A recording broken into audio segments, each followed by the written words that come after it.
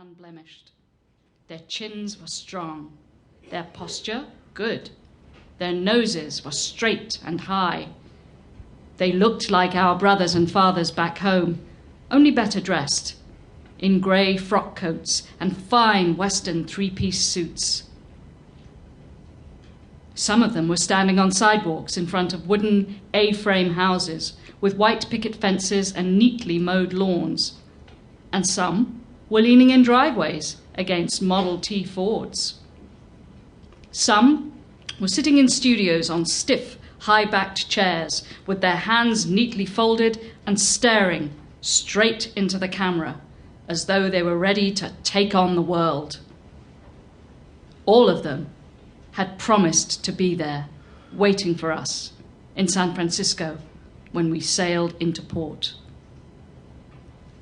On the boat, we often stood on the deck for hours with the wind in our hair, watching the other passengers go by. We saw turbaned Sikhs from the Punjab who were fleeing to Panama from their native land. We saw wealthy white Russians who were fleeing the revolution.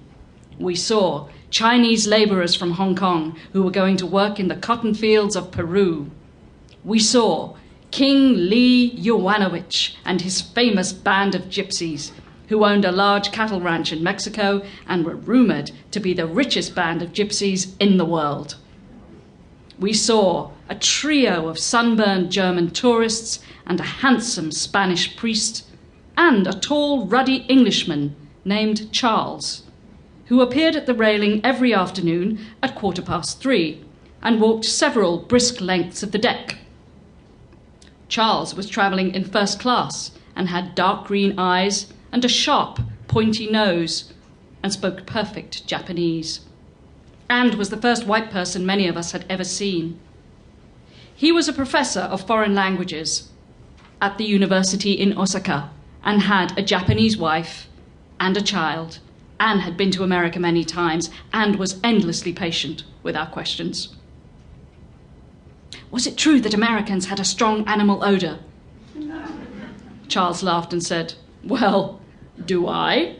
and let us lean in close for a sniff. "And just how hairy were they?" "Oh, about as hairy as I am," replied Charles. And then he rolled up his sleeves to show us his arms, which were covered with dark brown hairs that made us shiver. "And did they really grow hair on their chests?" Charles blushed and said he could not show us his chest, and we blushed and explained that we had not asked him to.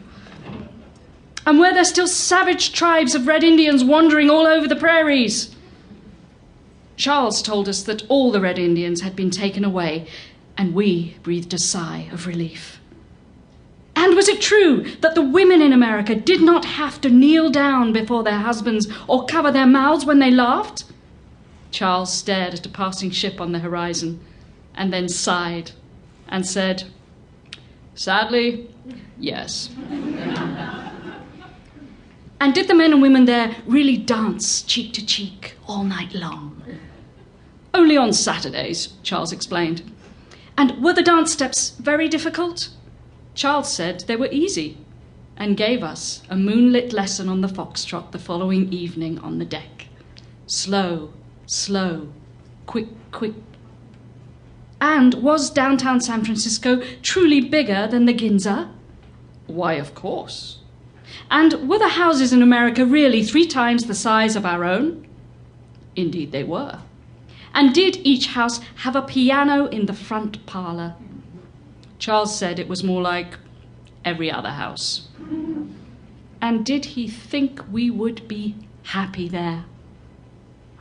Charles took off his glasses and looked down at us with his lovely green eyes and said, "Oh yes, very."